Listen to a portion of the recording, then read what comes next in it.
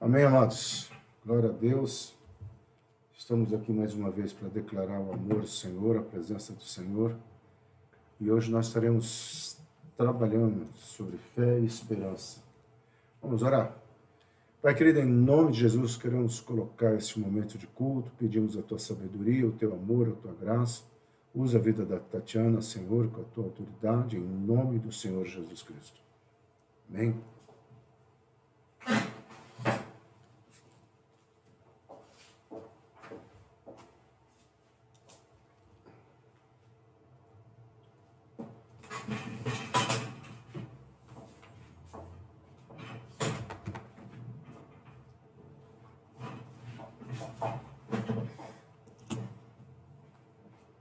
A paz, amados, boa noite a todos. Que a graça do Senhor seja sobre nós nesse momento, que nós consigamos nos encher de um novo tempo, de uma revelação especial para cada um. Esses dias eu tenho uma palavrinha que tem repetido muito na minha mente aqui. E o que eu quero sugerir hoje para vocês é uma reflexão sobre dor, esperança e fé. E nós vamos pegar como referência bíblica para a gente meditar 2 Timóteo 4, 16, 18. E esse texto diz assim: ninguém me assistiu na minha primeira defesa, antes todos me desampararam. Que isso não lhe seja imputado.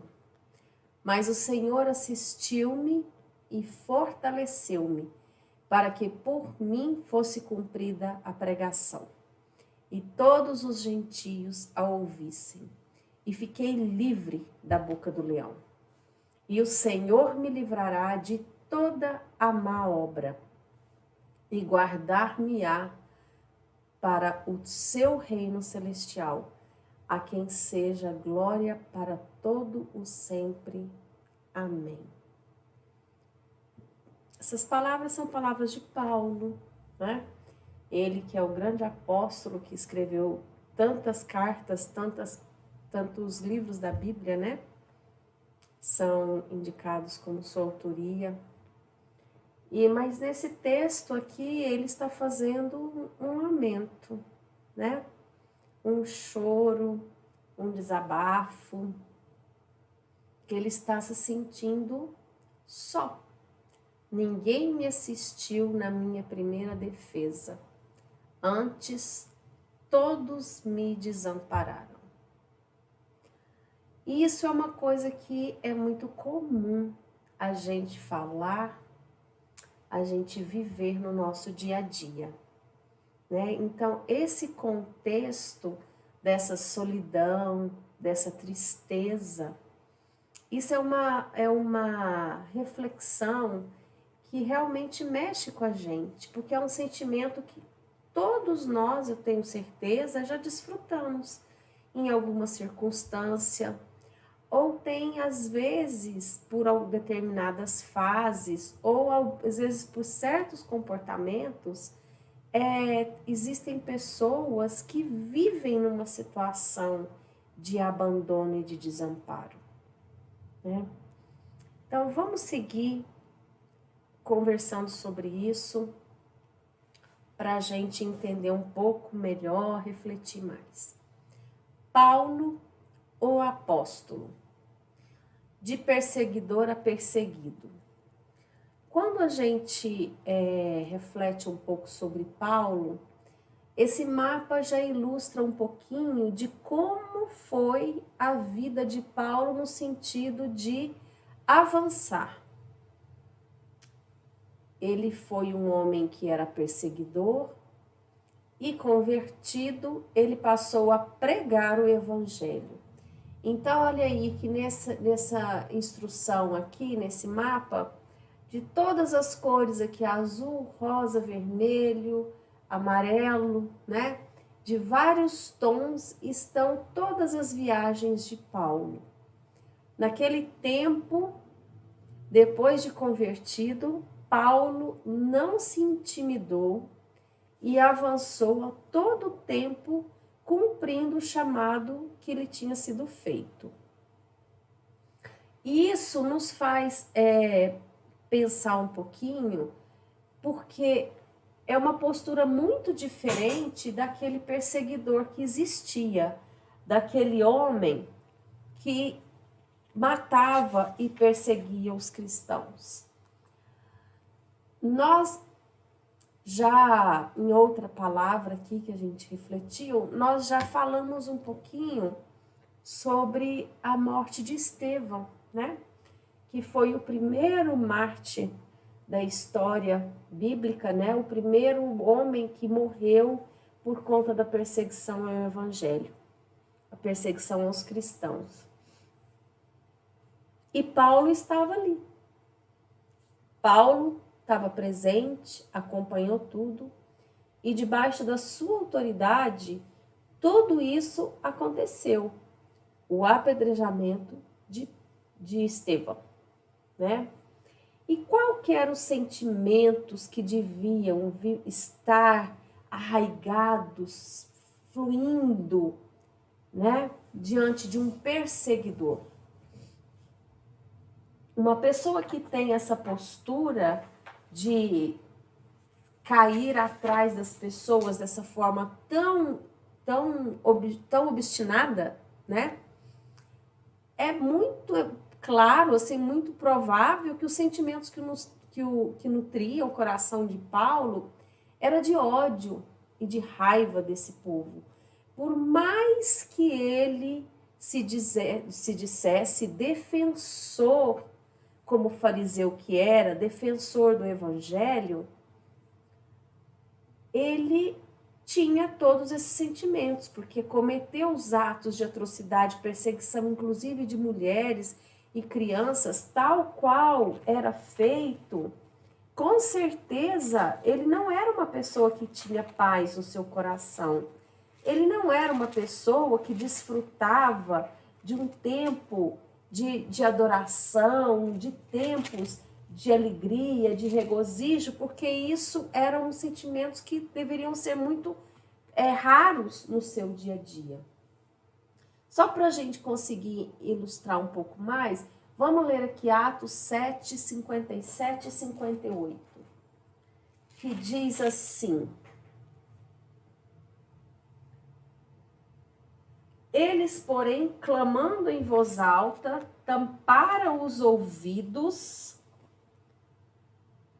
e, unânimes, arremeteram-se contra ele, e, lançando-o fora da cidade, o apedrejaram.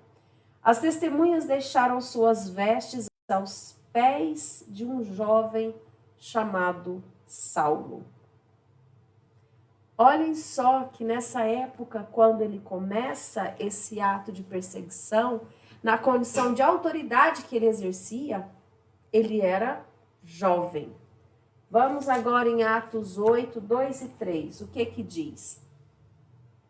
Alguns homens piedosos sepultaram Estevão e fizeram grande pranto sobre ele.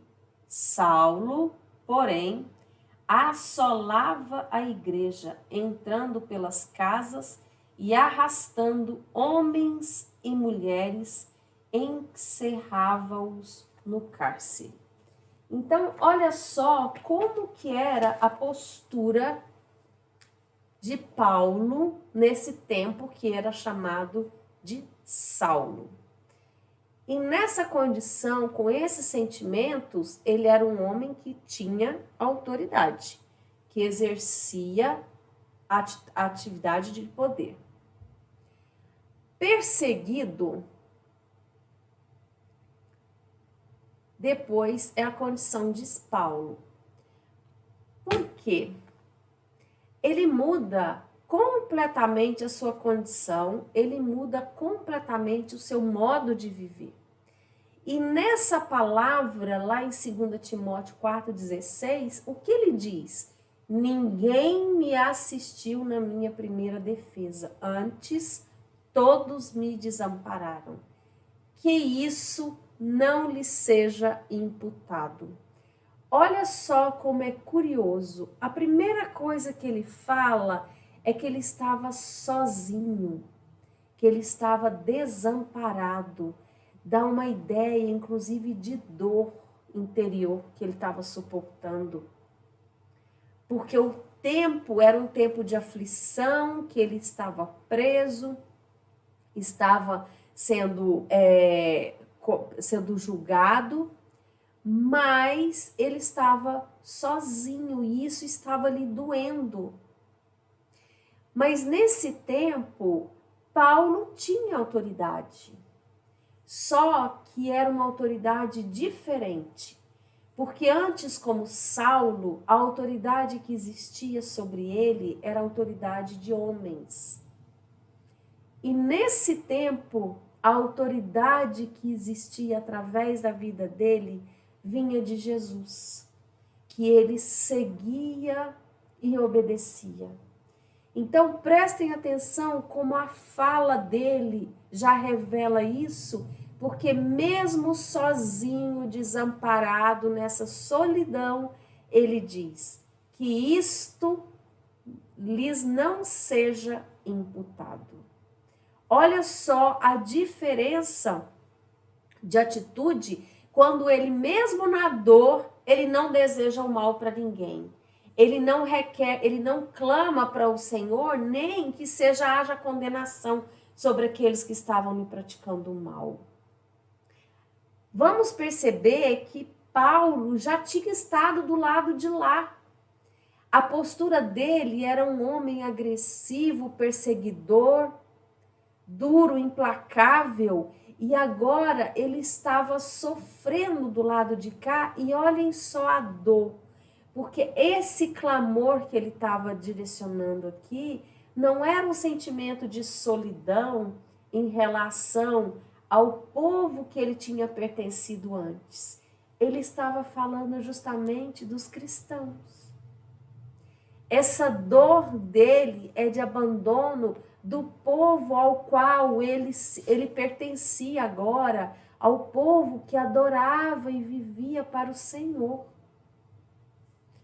Olha que essa solidão não é simplesmente de coisas passadas, era da vida presente que ele estava vivendo, uma vida de pregador do Evangelho. Paulo, o Saulo, ele foi discipulado por Gamaliel.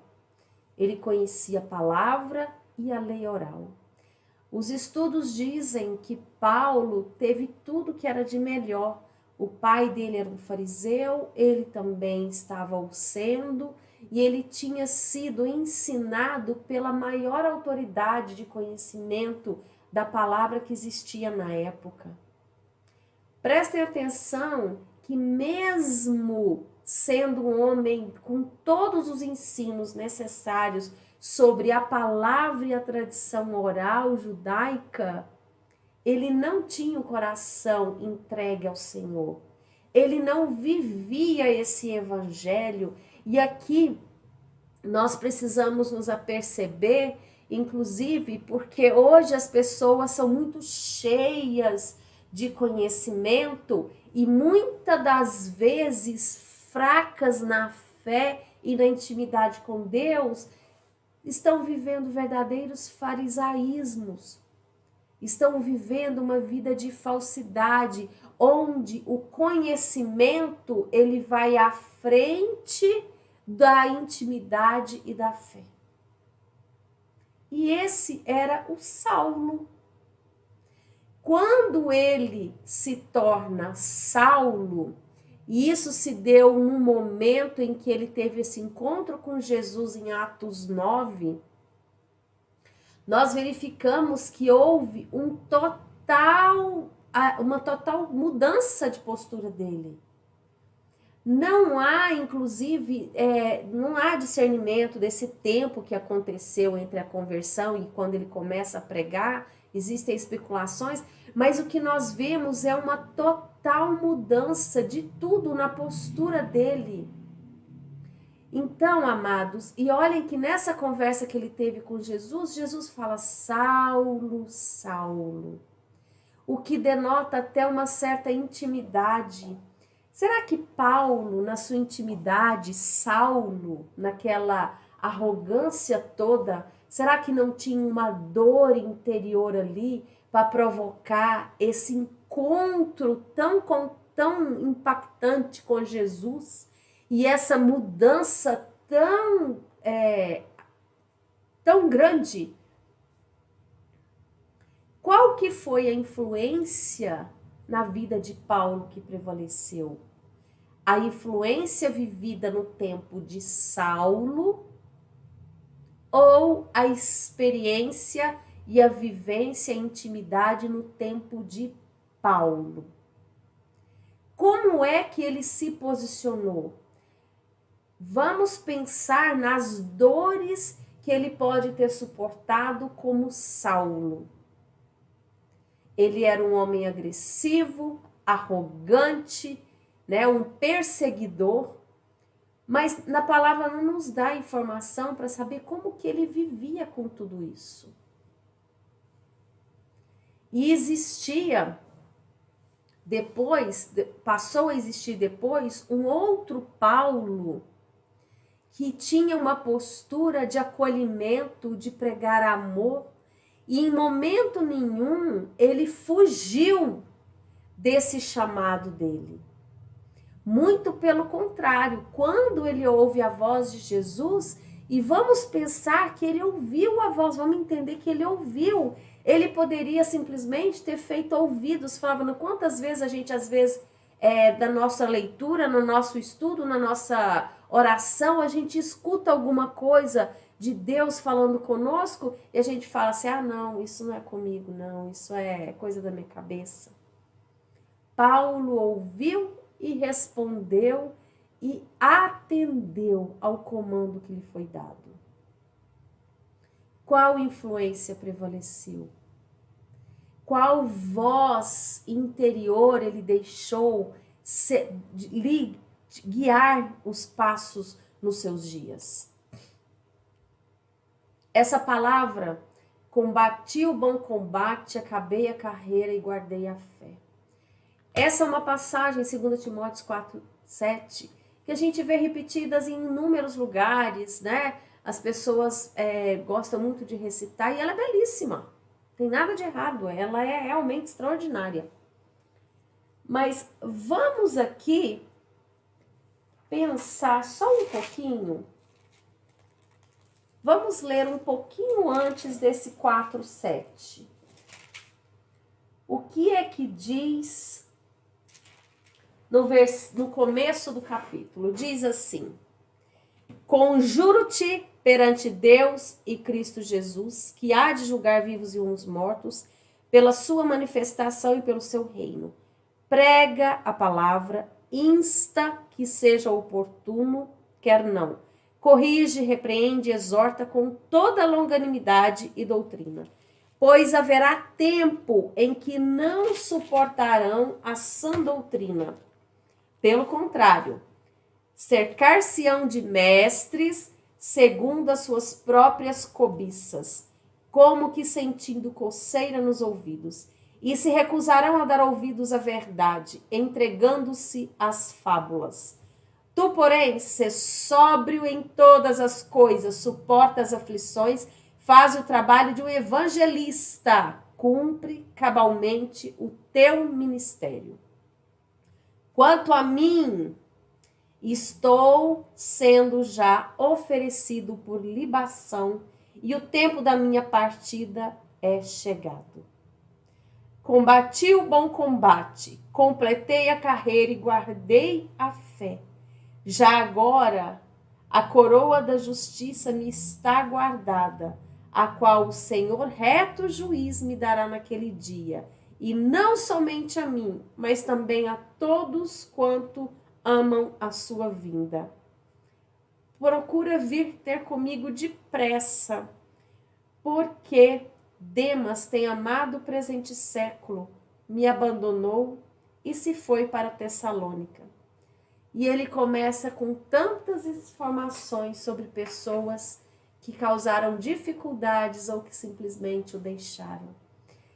Essa frase, ela é maravilhosa, mas ela revela uma vitória ou uma derrota?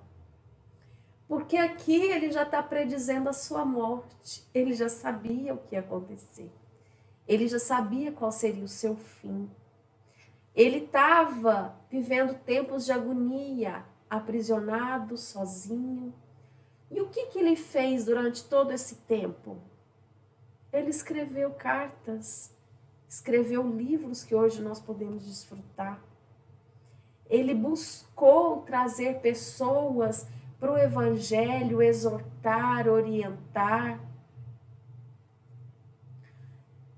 Como que é uma vida aprisionado e ainda assim buscando utilidade e cumprir o seu propósito, que era evangelizar? Mesmo diante de todas essas dores, ele não se esqueceu do que Deus tinha comissionado a ele. Ele não se esqueceu do encontro que ele teve com Jesus. Essa presença com certeza era tão viva no interior dele que ele não se intimidou com todas essas dificuldades. Ele escolheu viver a vitória, mas a dor trouxe sim para ele o peso e muitas reflexões e muitas indignações. Mas isso tudo não lhe deu a situação de se revoltar contra o Senhor, de questionar tudo aquilo que estava acontecendo, porque inclusive no começo do capítulo 4 ele fala que as coisas iam ficar piores, que eram para as pessoas que ele estava divertindo ali, e no começo ele estava falando até dele mesmo, porque as pessoas iriam se apresentar como donos da verdade e não iam aceitar a verdade, e esse era o Saulo. O homem que conhecia a palavra, conhecia a tradição oral, mas vivia em total perseguição das coisas de Cristo. Olha só o que existia na vida desse homem, e ele ainda assim dizia: combati o bom combate, acabei a carreira e guardei a fé. Guardei a fé, ele sabia de tudo que lhe ia acontecer, mas ele estava com fé, porque ele sabia para onde que ele ia, qual que era o seu destino. Na solidão da prisão, Paulo sentiu tantas coisas conflitantes e sensíveis, né, que aperta muito o nosso coração. O abandono, a necessidade de coisas materiais que ele fala: traz a minha capa, os meus livros, os pergaminhos. O sofrimento da maldade suportada, das pessoas que se aproximavam dele e que só lhe traziam mal. A dor da partida, pois sabia que era chegada a sua hora. Olha só quantas coisas difíceis ele estava vivendo ali. E nesse momento ele pede para trazer o quê? Coisas tão banais. O que ele buscava era tão somente um pouco de aconchego. E isso é o nosso lado humano, isso não tira nenhum mérito dele. Mas ele estava, de alguma forma, tentando ser suprido na sua falta emocional, no seu abandono, com coisas que para ele lhe eram caras. Mas ele sabia que era ali que ele tinha de estar. Ele sabia que aquele momento era daquela forma. O conhecimento da verdade que existia na vida dele vinha desde a sua infância. Ele tinha uma vida como fariseu, ele conhecia toda a palavra. Mas isso só lhe foi verdadeiramente revelado através do seu encontro com Jesus e através da sua escolha de obedecer, de viver essa verdade. Foi isso que ele fez. Ele não se acovardou, ele não tentou mudar as questões que lhe eram apresentadas, ele não fugiu a nenhuma das situações que se apresentaram, muito pelo contrário, ele seguiu, avançou de forma determinada e obstinada. Qual que seria a nossa postura diante de crenças que a gente tem e depois de alguma situação você inverter totalmente a sua postura e você se deparar com aquelas pessoas que antes lhe eram caras, que agora elas vão se tornar os seus perseguidores. Paulo, ele era perseguido agora por aqueles que lhe eram próximos. Imagina o conflito dentro de uma família, de um homem que era filho de fariseu, vivia como fariseu e agora ele abominava tudo isso. Ele era um nobre, uma pessoa de alta estirpe. Como que era a sua situação de confronto e de questionamentos? Mas ele sempre se apresentava firme, porque ele se entregou total e absolutamente a esse compromisso com o Senhor. Essa dor que Paulo sentiu, desde a sua conversão e até esses momentos últimos da prisão, foram dores que geraram amadurecimento e mais entrega. Ele não se acovardou ou não trouxe isso para si como vitimismo. Ele não trouxe isso para a sua vida como escândalo a fim de chamar a atenção das pessoas. Mas essa solidão que ele viveu trouxe para ele a revelação da importância do ministério, do propósito da vida e uma maior busca para com o Senhor. A esperança que ele tinha, mesmo diante de todas as dores, vinha da sua intimidade com Deus, que em momento nenhum ele abandonou a oração, em momento nenhum ele duvidou que aquele era realmente o caminho, e a fé do conhecimento da verdade com que há em Cristo, ele continuou vendo, vivendo, e ele sabia qual que era o fim daqueles que defendem o evangelho. Mas ele tinha fé em Cristo Jesus, sabendo que ele, de Cristo, jamais o abandonaria. E que aquilo era a pura verdade, aquilo era a vida que era vida de verdade. Que não importava o quão houvessem dificuldades ali naquele momento, que ele já tinha sido livrado de tantas coisas e Deus estaria com ele, Jesus estaria o guardando em todo o tempo ali que ele estivesse. Como temos nós, no nosso dia a dia, enfrentado as nossas dificuldades? Todos nós temos muitas fraquezas nos nossos dias. Todas nós temos muitos sentimentos que são quantas vezes conflitantes no nosso interior, né? Sentimentos de raiva, de ódio, de ira, sentimentos de insignificância, de abandono. Como esses sentimentos poluem os nossos relacionamentos e nos prejudicam na nossa intimidade com Deus. Paulo, mesmo com todas essas dores, o que ele escolheu? Ele escolheu continuar buscando ao Senhor a todo tempo. Ele escolheu obedecer ao chamado que ele tinha e crer em tudo aquilo que ele te vinha pregando, porque ele tinha recebido de Jesus. E vamos pensar em uma questão, um detalhe aqui. Paulo é chamado de apóstolo, mas ele mesmo disse que não se considerava, não merecia esse título.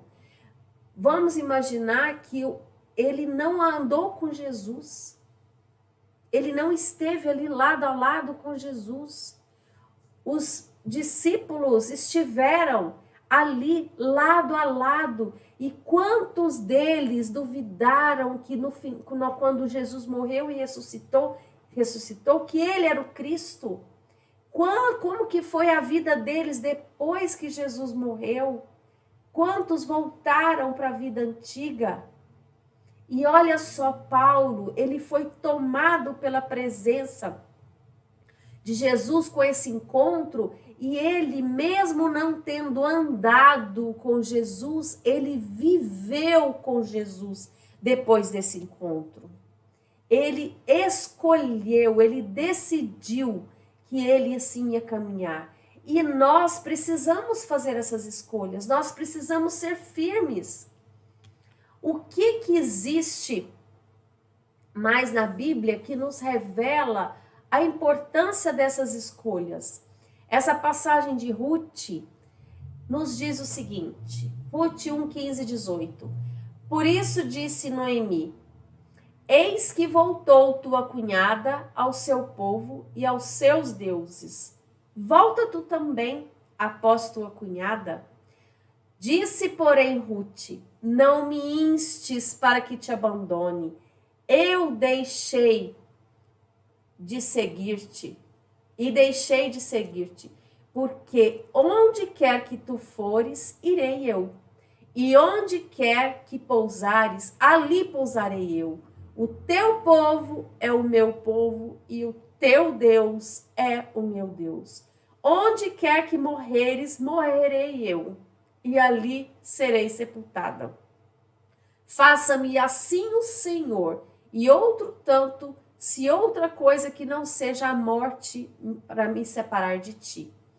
Vendo Noemi que de todo estava resolvida a ir com ela, deixou de lhe falar. Esse é o momento que Noemi decide voltar para sua terra e ela não quer que as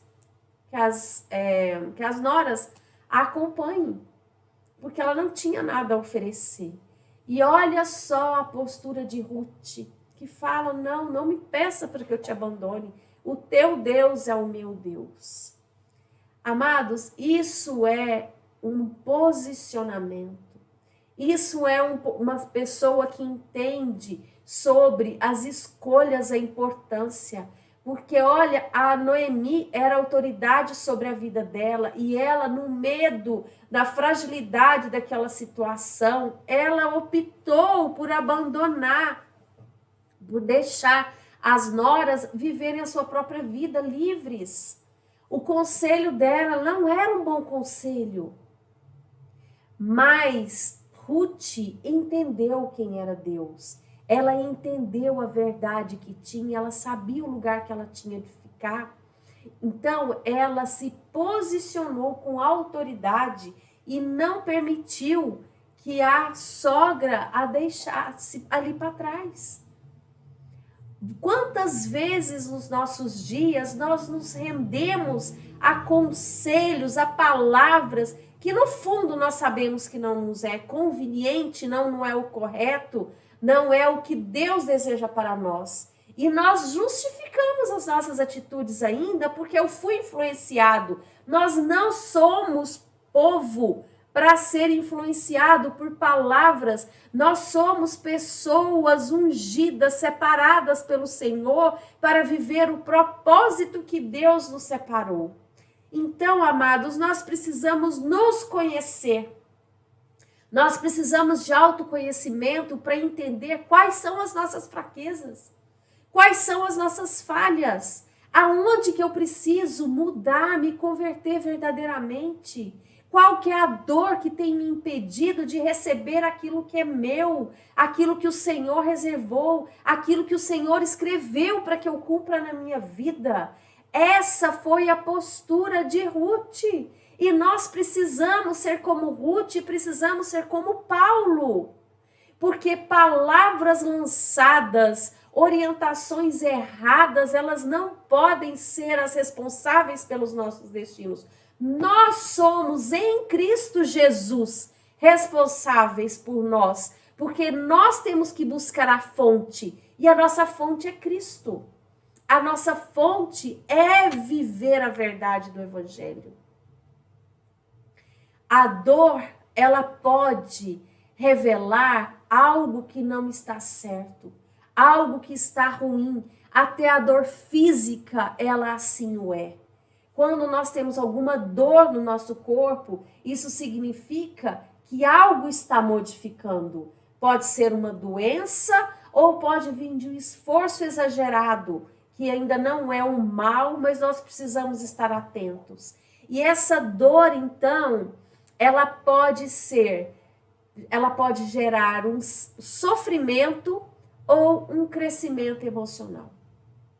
Ela pode simplesmente nos fazer sucumbir, virarmos vítimas, virarmos fracassados, ou ela pode gerar em nós um espírito de renovo, de amadurecimento, de novo conhecimento, de estudo, de conquistas físicas, seja do que for, amados. Nós não podemos nos render às nossas dores. Nós precisamos permitir que essas dores sejam mecanismos para o nosso aperfeiçoamento. Nós precisamos deixar de sermos vítimas e assim como Paulo, que foi corajoso, que enfrentou todas as dificuldades e que não temeu o fim da sua vida, simplesmente porque ele sabia que estava próximo e como que ia ser. Mas ele sabia qual que era o prêmio que ele iria receber depois. E como quando nós comparamos as nossas dores com a dor de Paulo, amados, nós estamos falando de Paulo, que era um homem como nós. Nós não precisa nem falar de Jesus, né, que sofreu algo muito maior ainda para que nós pudéssemos ter vida. Mas se Paulo suportou tudo isso em fé e intimidade com o Senhor, por que nós ainda amargamos tanta resistência no nosso coração com acusações, com culpa, com palavras que foram lançadas e nós ficamos sufocados nessa amargura, nessa tristeza, nessa solidão? Não existe solidão para aqueles que estão em Cristo e nós precisamos também mudar nossas posturas para sermos mais acolhedores, para sermos mais gentis em tempos em que tudo isso é permitido e ainda nós desfrutamos de tanta liberdade, amados. Esse dia eu estava conversando com uma irmã da igreja, ela dizendo, a avó Suzy me ligava direto para saber como eu estava. Quantos de nós fazemos isso? Quanto de nós temos cuidado de falar, mandar uma mensagem pelo WhatsApp, mandar um áudio para a pessoa, né? Levar um suco para a pessoa para lhe agradar? A gente às vezes não pode ficar fazendo muitas visitas, mas existem cuidados que nós precisamos ter com as pessoas e isso trazer um acolhimento para tirar essa coisa de solidão que muitas das vezes nós sentimos, mas porque nós mesmos nos privamos de viver a comunhão e o compartilhar de tantas coisas nos nossos dias. A esperança, ela está na vida em Cristo. E essa é a esperança que Paulo tinha, porque ele sabia o que acontecia depois da morte. Ele sabia que ele estava cumprindo um propósito de vida. E é essa esperança que nós precisamos ter. Não deixar que situações naturais, amados, que uma derrota, um negócio mal feito, uma resposta mal dada por alguém da família, nos tire do eixo e nos prejudique. Nós não podemos, amados, deixar de viver a fé. E a fé, ela só é alimentada na intimidade com a palavra, na leitura, na oração, na comunhão com os irmãos. Essa dor, ela não pode nos paralisar. Nenhuma dor pode parar um cristão. Se nós vivemos em Cristo, nós vivemos de uma forma diferente. Em 1 João 5,4 está escrito, porque todo o que é nascido de Deus vence o mundo. E esta é a vitória que vence o mundo, a nossa fé. Paulo, quando era Saulo, vivia como fariseu, ele não tinha fé. ele não tinha esperança. Ele era um homem duro. E ele, transformado, convertido, Paulo, com Jesus, ele era um homem de fé e de esperança. Que nós possamos, amados, nos nossos dias, receber a autoridade que há em Cristo para decretar a vitória nas nossas vidas, não por conta dos nossos próprios méritos, mas porque Cristo é que nos guia, é Ele que nos governa. Então, que em cada momento do nosso dia, em cada dificuldade, cada um de nós possamos, no secreto do Senhor, colocar todas as nossas situações diante de Cristo e pedir discernimento e sabedoria, porque essa imagem é a vitória que nós teremos quando nós formos recolhidos ou pela morte ou pelo arrebatamento e nós possamos nos encontrar nos braços de Cristo. Amém? Eu desejo que cada um de nós, cada um de vocês, possam receber a sua porção hoje, para viver essa transformação a cada dia mais, a cada momento, em cada experiência, para que a vida em Cristo seja revelada através das nossas vidas. Amém? A paz esteja com todos.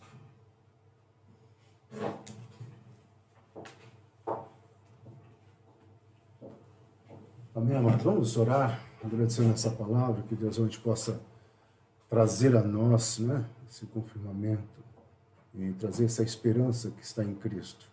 Uma esperança que é viva, uma esperança que renova. Amém?